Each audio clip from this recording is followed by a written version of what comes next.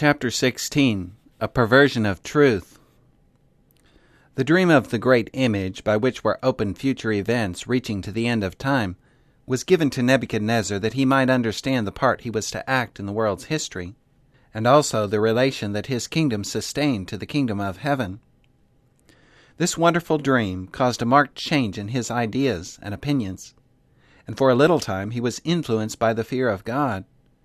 But his heart was not yet cleansed from its pride, its worldly ambition, its desire for self-exaltation. The prophet Daniel described to King Nebuchadnezzar the rise and fall of the kingdoms that were to succeed Babylon. But the king did not cherish the conviction that came to his mind in regard to the fall of all earthly governments and the greatness and power of Jehovah's kingdom. After the first impression wore away, he thought only of his own greatness and studied how the dream might be turned to his honor. The words, "Thou art this head of gold," made the deepest impression upon Nebuchadnezzar's mind. Seeing this, the wise men, who had been unable to tell his dream, proposed that he make an image similar to the one seen by him, and set it up where all might behold the head of gold, which was a representation of his kingdom. This suggestion pleased the king. His pride was flattered by the thought that he could thus represent his greatness, and instead of merely reproducing the image seen in his dream, he determined to make an image that would excel the original. This image was not to deteriorate in value from the head to the feet, like the one he had been shown, but was to be composed throughout of the most precious metal. Thus the whole image would represent the greatness of Babylon, and he determined that by the splendor of this image the prophecy concerning the kingdoms which were to follow should be effaced from his mind, and from the minds of others who had heard the dream and its interpretation. God had spoken plainly in regard to the heavenly kingdom. "In the days of these kings," said Daniel, "shall the God of heaven set up a kingdom, which shall never be destroyed, and the kingdom shall not be left to other people, but it shall break in pieces and consume all these kingdoms, and it shall stand forever. The dream is certain, and the interpretation thereof sure."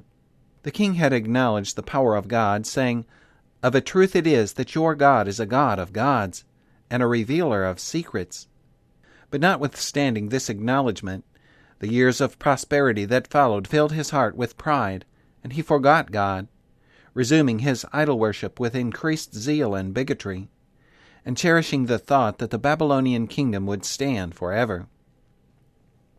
At the time when Nebuchadnezzar saw the vision of the great image, he had purposed to destroy the wise men, because he discerned their deceptions and was convinced that they did not have the learning and power that they claimed to possess.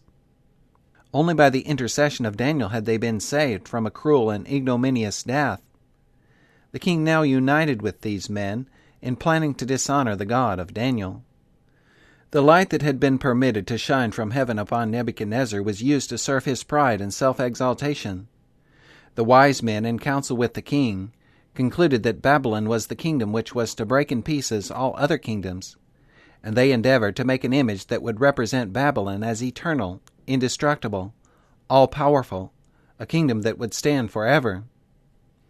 From the treasures obtained in war, Nebuchadnezzar made an image of gold, whose height was 60 cubits, and the breadth thereof 6 cubits.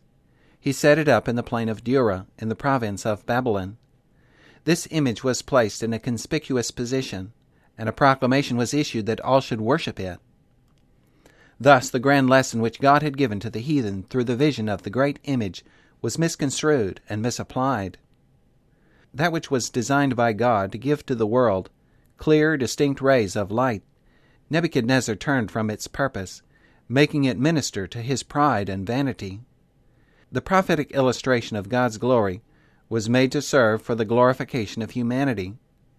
The symbol designed to unfold important events was used as a symbol that would hinder the spread of the knowledge that God desired the kingdoms of the world to receive.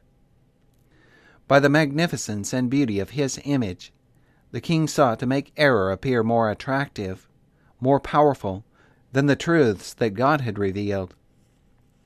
Those who are willing to be taught may learn a lesson from the conduct of the king of Babylon. As Satan sought to make God-given light serve his own purposes, by leading the king to work for his own glory instead of the glory of God, So the enemy works today to pervert truth in order to hinder God's purposes. Truth, unmixed with error, is a power mighty to save. But if we allow the enemy to work through us, if by means of the light given us we seek to exalt self, even truth, perverted, may become a power for evil. Youth's Instructor, February 2, 1904.